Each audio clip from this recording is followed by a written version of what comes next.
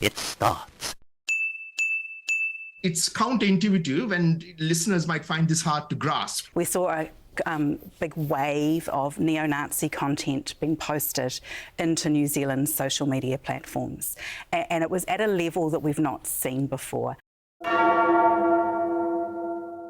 Effectively, anyone who thought the mob violence of the Posie Parker fiasco was deeply concerning is apparently a transphobic Nazi. If you were taken aback by the comments made by the Young New Zealander of the Year, you're a transphobic Nazi. And if you rolled your eyes at Marama Davidson saying violence in the world is caused by white cis males, then you're a transphobic Nazi. Standing up for racism is worth anything. This in the same week as research shows Kiwis have had a massive drop in trust of the media and actively avoid the news. Who are the Disinformation Project and what do they do, just to start us off? So the Disinformation Project is 3 people, which is not a very large number of people, with a lot of support from colleagues who do similar types of work around the world.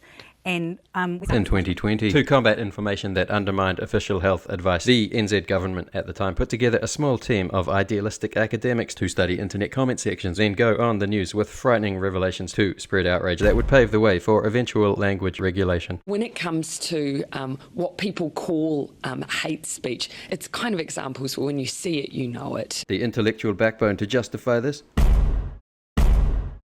At some stage, that one seemed to have abdicated, though I cannot pinpoint exactly when. They were never anywhere near as ostentatious as the first two, so whatever. This appointment about halfway through 23 was a bit baffling, how they could afford, let alone why they'd need a director of communications, considering how comfortable those first two were in front of the cameras, but also because of how perilously close the new one came to making a mockery of the project's paranoid principles. if you see a very beautiful, fair-skinned, blonde or red-haired child with beautiful braiding in her hair, and some flowers, just step back a little bit.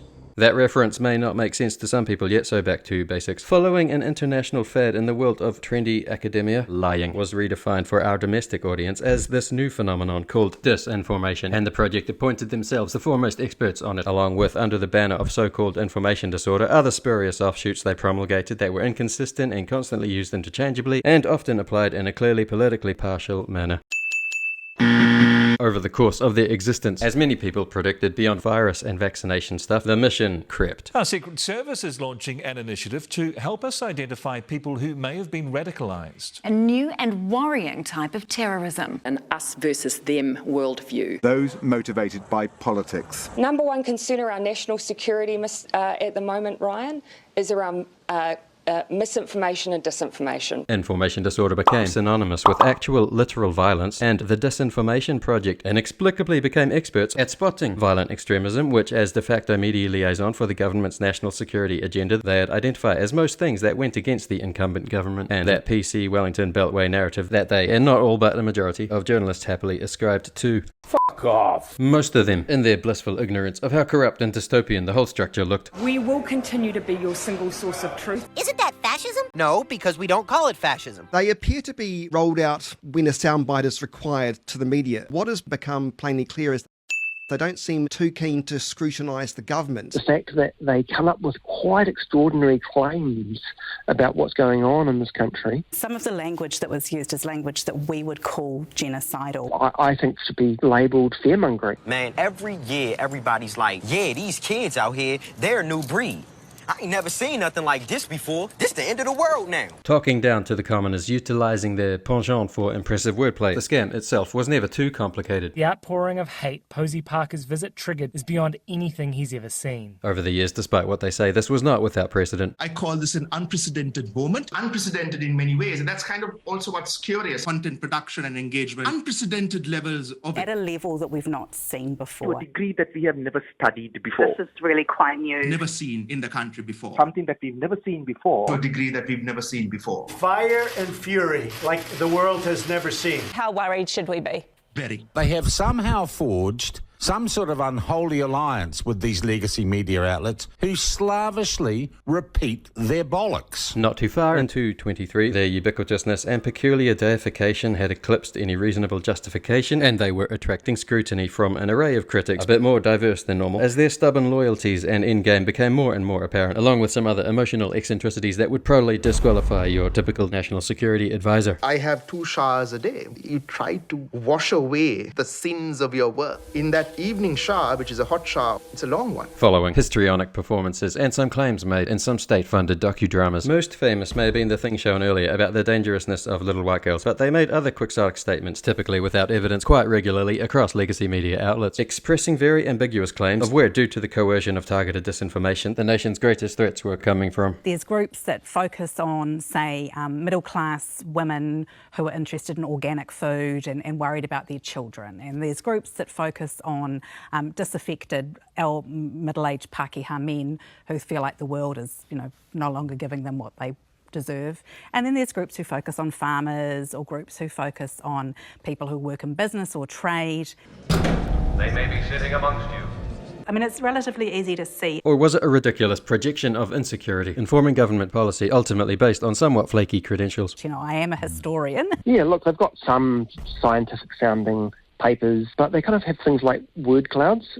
So, this is where you just kind of count up how many times a word's been said by in a conversation, and it's not particularly rigorous. It's far from scientific. My understanding is that the Disinformation Project's not currently getting any funding from DPMC, that they were contracted to provide some analysis over the last couple of years, particularly related to COVID-19 disinformation. And they have no links to any government departments or government agencies now by way of funding or anything else? I couldn't give you a detailed answer on every government agency, but DPMC being the one that I'm responsible for, certainly the advice I've got is that they are not receiving any funding from them. This is, or it will be, a screenshot from an Operation People video. Not that I know exactly when and what's ultimately being depicted. Consensus, though, is that the Disinformation Project did mission creepily weave in and out of government work in a somewhat surreptitious manner not many could keep up with. I'm not government, sadly.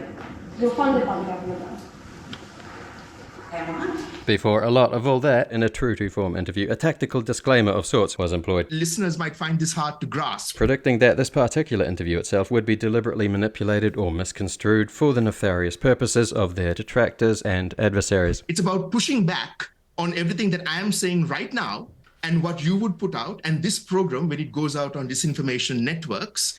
Not the only time this has happened. I will guarantee that clips of this program will be used in a manner that suggests that we are, or I am in particular, indicating or suggesting that there should be censorship or that there should be new hate speech regulations or frameworks, because this is the immediate end of where this all goes. And nobody's articulating or, saying that. But whose humor is this? Using reverse psychology as some sort of force field against critique, I think was only ever half as clever as they thought it was, because the sum of comments being said tended to more than recapitulate that which was being precluded. Like saying, I am absolutely not a sexist, but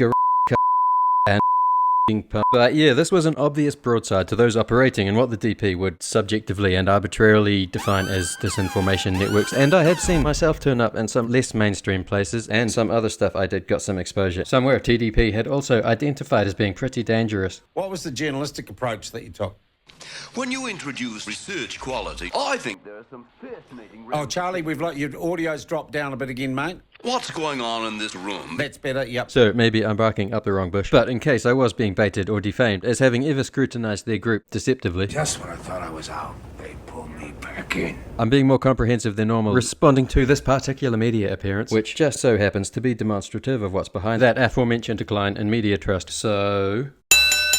it all works out nicely. The COVID-19 pandemic saw disinformation and misinformation run rife, but over time, some conspiracy circles have switched their focus towards extreme climate change denial, and now we're seeing it with Cyclone Gabrielle. A severe tropical cyclone had devastated parts of the country a week or so earlier. The disinformation community, accordingly, was alleged to have gotten into climate stuff now. Dr. Sanjana had a tour from the Disinformation Project, joins us now for more on this. I almost can't believe it.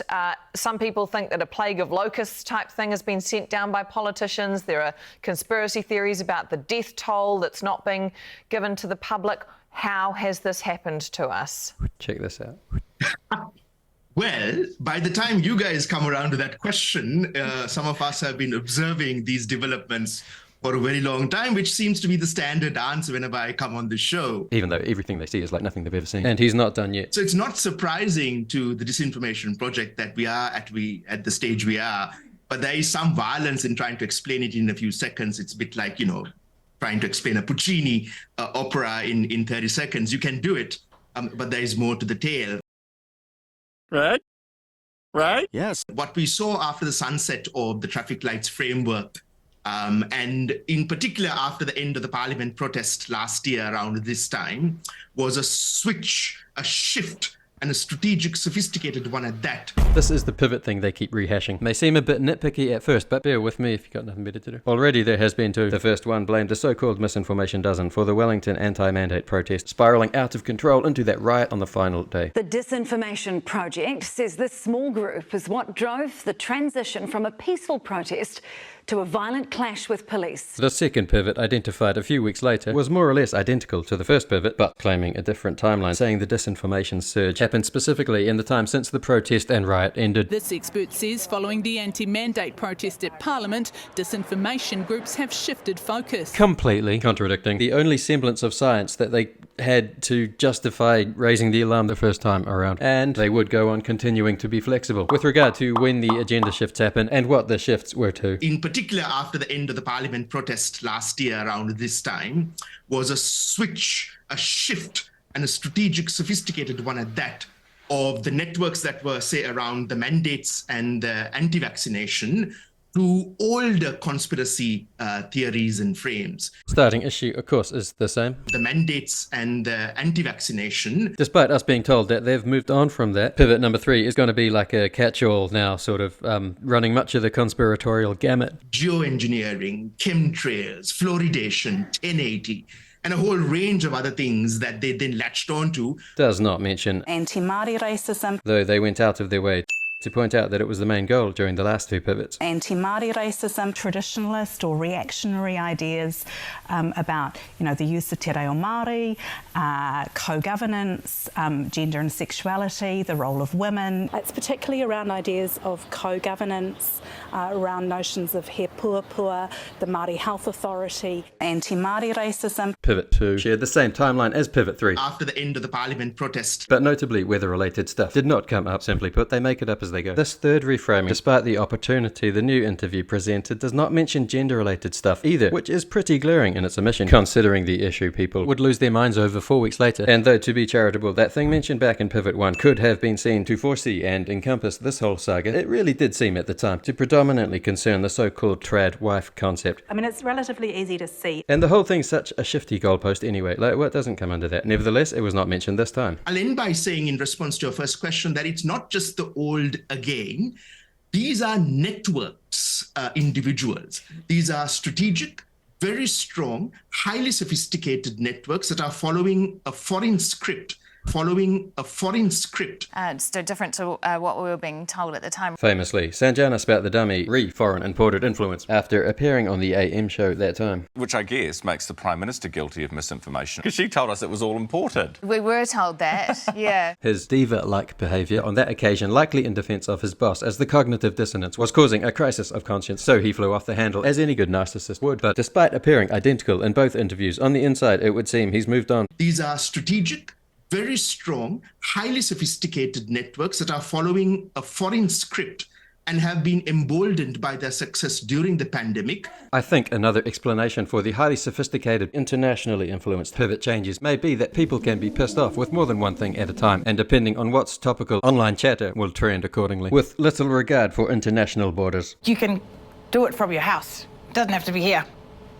Online's everywhere. Though hyping up the significance of overlapping opinions by observing engagement may explain how robust the definition of a network is. Is about 1.8 million people across the country who are subscribed to these beliefs. Beep, beep. Emboldened by their success during the pandemic, that they're now leveraging for the purposes of disinformation, including around Cyclone Gabrielle, but also previously around the flooding in Auckland, and every imaginable natural sudden onset disaster or climate change that will occur in months and years to come. They're going to be busy. Giving away his MO, he somehow already knows the trends we'll be seeing in the future. With conclusions already drawn, can narrow focus to particular internet ecology, seeking out whatever particular artifacts he needs to find to support those conclusions. A sweet gig, pretty hard to fuck that up. They're going to be busy. Dr. Hatatua, can you tell me, is this about maintaining control or maintaining some followers? Is it about a grift? We've certainly seen people doing some kind of fundraising for these groups. After all the time spent studying information disorder, you'd think the extent of their insight wouldn't be so obvious and boring. But because I'm being comprehensive with this particular media appearance, I gotta show this whole thing, sorry. Well, it's about climate change denialism leading to the entrenchment of individuals in those networks as the saviors and those who have a handle on the truth, who can then give meaning to people who are suffering as a consequence of not preparing for or not believing in or not doing the investments around what is needed to address what is an existential crisis for all of humanity, leave aside Aotearoa, New Zealand. A novel concept, not completely unheard of. I guess some people like the idea of being likable and popular. Though if you think about it, in a lot of cases, this just as easily may explain why a lot of people bother doing anything, and I'm not sure it's particularly profound. In more specific situations, like with disenfranchised cyclone victims, TDP will continue to overlook the effective campaign of alienation that very likely turned a bunch of them away from wanting government assistance. There is a river of filth. How ironic. That this is how they would open the door for alternative narratives to actually seem credible in comparison to official advice. The most terrifying words in the English language. I'm from the government and I'm here to help. As has been noted, there doesn't seem to be any intention to understand the people they study. With this obstinate snobbery, they really don't look like they are ever going to back down from. Kate Hanna has pretty much gone so far to say people who are not civil servants are less intelligent because public sector work requires much more lateral thinking, you see. And she does this while complaining about others using dehumanizing language, like they have no self-awareness at all. Repeating a bit shown earlier. People who are suffering as a consequence of not preparing for or not believing in or not doing the investments around what is needed to address what is an existential crisis for all of humanity. A comment quite apparently putting blame on cyclone victims, as if government policy, infrastructure issues, all that they lost and all that was on them because of their presumed politics being country people and all. As it was their selfish attitudes that did the climate change. You wouldn't mind paying your fair share now, would you? We didn't listen! We didn't listen! I'm afraid us adults just let you children down. We didn't take care of our earth. Now you've inherited our problems. We didn't listen! We didn't listen! I'm terrified because I know I'm going to die from climate change. Rather than focusing on what brings us together, this was one of TDP's familiar attacks on social cohesion. The Marlborough Express can deny it's happening all they want, but that's only because they think Blenheim is a city.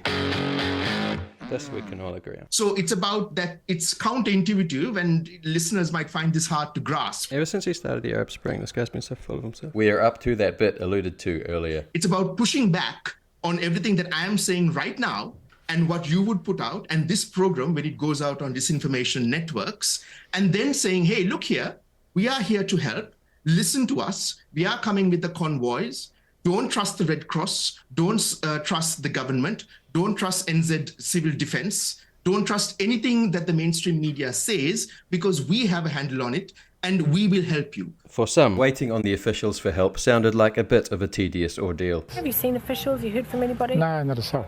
Nobody. Like everyone here, he's trying to salvage and process what has happened and feeling forgotten amidst the official response. Do not congregate. Don't talk to your neighbours. Please keep to your bubbles. So it's neighbours and strangers helping each other to sift through this overwhelming mess. We have seen nobody. No officials, nobody. Unbelievable. Red Cross issues were still lingering a month or so later, and other issues would be ongoing well into the year. They've heard the promises, but Cyclone hit Hawke's Bay locals still feeling the pain 10 months after Gabrielle want action. So for those affected, maybe it just got a bit too tempting, despite the establishment's warning, to allow all those dangerous libertarian types to give them a hand in cleaning up the mess. So it's about creating those networks that are now additional and adding on to the networks that were initially around the vaccinations and mandates. Even though nothing comes true. His social media behaviour, as illustrated by @KiwiLithium, possibly indicative of how his mind works.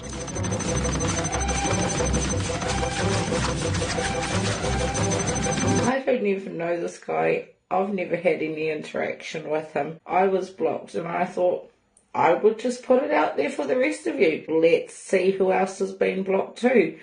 Turns out a whole lot of us have been blocked, and I honestly could not tell you why. My guess would be it's a degrees of separation thing, where one person doesn't have enough distance from some other tainted person on the ever-expanding blacklist advised by the project's ever-vigilant informants. She is a dangerous individual on the internet. Yes, to all. Yeah, there you go. I got back at him though. Him and that little boy of his. This logic could explain how they exponentially inflate the size of a perceived issue to justify their own ongoing relevance as a necessary palliative for said issue. It's about creating those networks. You'll have heard ABF add that bit at the end. Even though nothing comes true. Ever since information disorder and those buzzwords came along, things initially deemed to be mis or disinformation have ended up having some truth to them, if not being outright accurate, on too many occasions to ignore. Of course, a very famous example. In 2020, a laptop belonging to the son of an American presidential candidate was abandoned at a computer repair shop. It appeared to contain sensitive and perhaps incriminating information. Some journalists claimed the story was probably a Russian disinformation plot. It is so obviously a Russian operation. That is Russian misinformation. Appears to be and has all the hallmarks of a Russian disinformation campaign. The right wing is going crazy with all sorts of allegations about Biden and his family, too disgusting to even repeat here. Facebook and Twitter both suppressed the story on misinformation grounds. It is now widely acknowledged that the media and tech firms got it wrong. And so snide remarks like that, Even though nothing comes true. were probably quite unhelpful and served a further turn-off to people already losing faith in legacy media, as per the study mentioned earlier. And the subsequent one after that, which has indicated trust has plummeted even further. And while the next one is due any day now, there has been plenty of opportunity to spot that long-term trend when it comes to general trustworthiness. Maybe it just collapsed on its own. We can't take that chance. You always say that. I want to take a chance. That the prevalence of news evasion was so stark in this particular country over so many others, surely a sign that they could do things differently. And hey, academia never helped themselves much either with this sort of carry-on. In the wake of the 23 report, one of the authors wrote an article blaming civilians for their language. Glorifying media like declining audience and declining trust was not their fault. So, between the academics and journalists, even the people who were most likely to get it were still way off, and the self-important entitlement would not abate, with nobody really expected to learn from their lessons anytime soon. This is powerful, and it's for all of us. This station is no longer Today FM. I have been told to wrap, but just in 30 seconds, because I think it is important, what should we practically do, or is there a solution that we can do? Is it just simply turning off the phone and going outside for a walk at this point? The question no disinformation researcher wants to hear. No, I think you need to kind of realize that this is not an issue that's going to go away. I don't see any kind of guardrails or preparation for the Red Cross, NZ Civil Defence, or the Met Services to deal with disinformation around climate change. I don't really get what the Red Cross would even care if somebody refuses their help. Some men you just can't reach. They are freed up to take a break or something, have some fun. And as regards the Met Service, some people and those of certain vocation should obviously stay abreast of the forecast, but it might be a bit of a worry if those in power start talking about guardrails to make sure you listen to the weather report and you see the general obsession with conformity and control. We have been through the pandemic. We know that this is real, not just with the biological, but with the infection of the mind. And this is now very real in terms of its impact on climate change and the environment.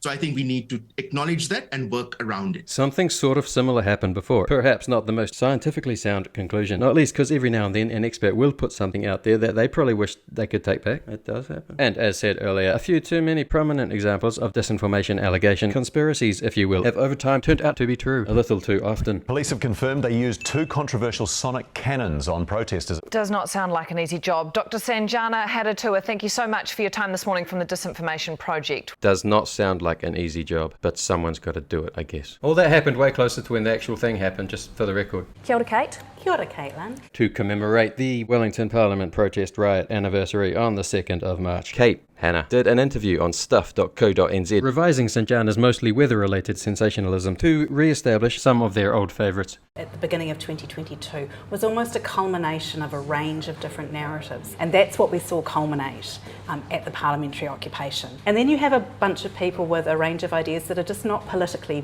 valid. LGBTQIA people, that they shouldn't be allowed to exist or be in our society, or they have white supremacist ideas. When she starts riffing like this, there's not too much point trying to keep up with the logic. And we saw some of those ideas come to a culmination in 2019. Some people can culminate more than once. But despite the epic vanity graphical, we know what's really going on. For those who had been trying to pay attention, not a whole lot of new information could be gleaned that we had not heard already. How did we get here? So There's sort of a short-term and a long-term answer, and because I'm a historian, I'll try and give you both. For those who didn't know. I'm a cultural historian. Not everyone knows that. Who, in the days after Ardern's downfall, gave away the game a bit, dropping the equivocation, letting it slip. The agenda was indeed pro-censorship, which was what everyone thought anyway. I'm coming for you, motherfucker. I'm your crazy-eyes killer. She would go back to prevaricating along the lines of a more moderate sensibility, which included an attempt to walk back another piece of disinformation that turned out to be real, maybe. At the start of the global pandemic, Facebook banned discussion of the possibility that COVID originated in a lab in China. This was considered misinformation.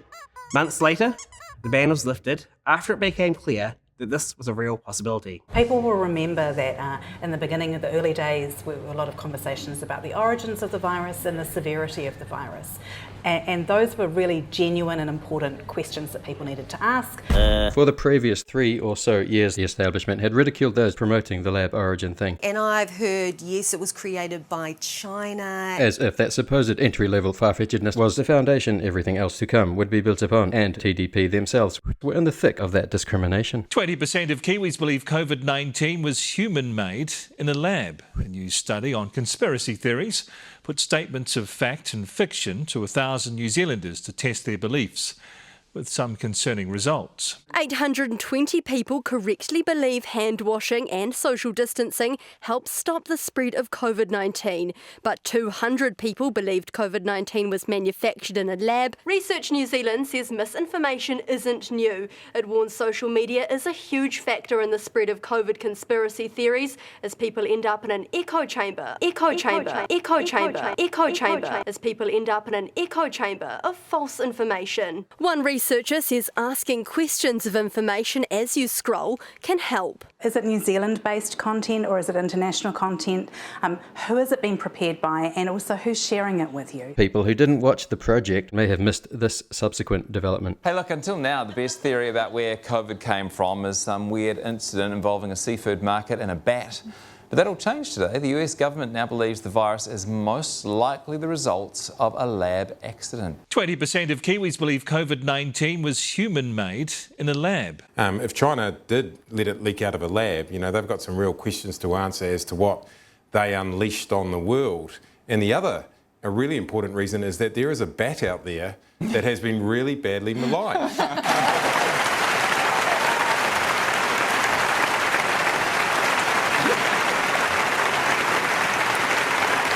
The network possibly chose this avenue to put some distance between themselves and their sanctimonious earlier position without having to own up or, admit to maybe being wrong. And just as an aside, wait till the ways. Considering the history of the world in its entirety, up until this moment, right now, I'm not sure it's ever been prudent to just go along with some government narrative while deriding credible alternatives when you yourself have no evidence of either. Depends what line of work you're in, maybe. As a historian... Me, I always tell the truth, even when I lie.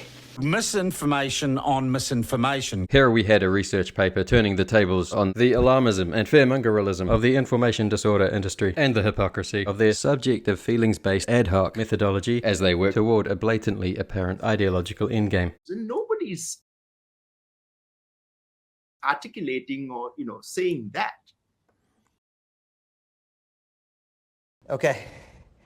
I'm not quite... What do they identify as the greatest risks in the disinformation narrative, or the greatest misinformation that the disinformation experts put forward?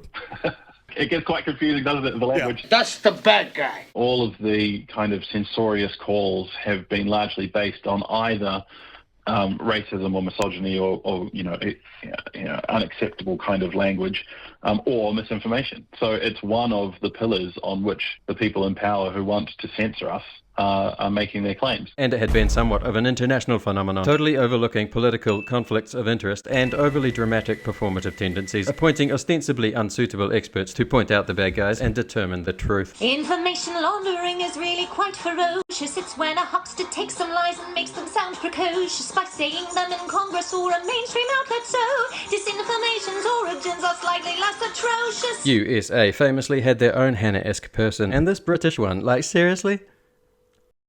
Seriously. To a certain extent, all Caucasians look alike. I think that last one ran into some problems last I heard, though I haven't really been paying attention to all that. And in the USA, because of the free speech love and liberty fetish over there, I think that project had to be shelved, or at least consigned to working behind the scenes, or given a different level of legitimacy or something. Whereas in NZ, that information disorder expert establishment media complex would, for the time being at least, continue to truck along shamelessly in open view of everybody. So good to see you. Are you confident the experts know the difference between a nutter and a nutter who will do something?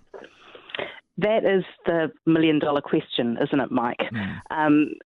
Seldom having anything at all beneficial to add. No! One may be forgiven, wondering how they ever qualified as experts at all. It's very, very difficult to tell when somebody will then cross that line between, as you say, behaving in really antisocial ways online and saying things that sound terrible and awful, and then into actually turning that into action. In the eyes and ears of many people, this level of expertise would probably go without saying, but tenuously combined with other concepts from the world of superfluous career unikid bullshit that they're hoping nobody's going to look into. Hannah installs an insurance policy to ensure future flexibility. One of the things that we do know is that in the last 2 years, we've seen an increase in what we call biographical availability, so people's preparedness to turn up and protest or turn up and counter-protest, and those things are indicators of a more likelihood to then take it to the next step. Students we spoke to say their schools supported the strike. This would make the climate strike kids the most dangerous cohort, which was surely not what Hannah intended to be the takeaway. If you see a red-haired child, just step back a little bit. So on an issue-by-issue basis, the information disorder experts would be the ones to determine who has the politically valid stance and slander any politically invalid protesters, demonstrators, activists, whatever. They're a step away from being terrorists, while those on the side of righteousness would be granted an everlasting immunity. At the time of the Hosking interview, anti-mandate action was fresh on people's minds, but it was hard to gloss over the events of a few days earlier. Want to call it a day? So say good night to the bad guy. Come on.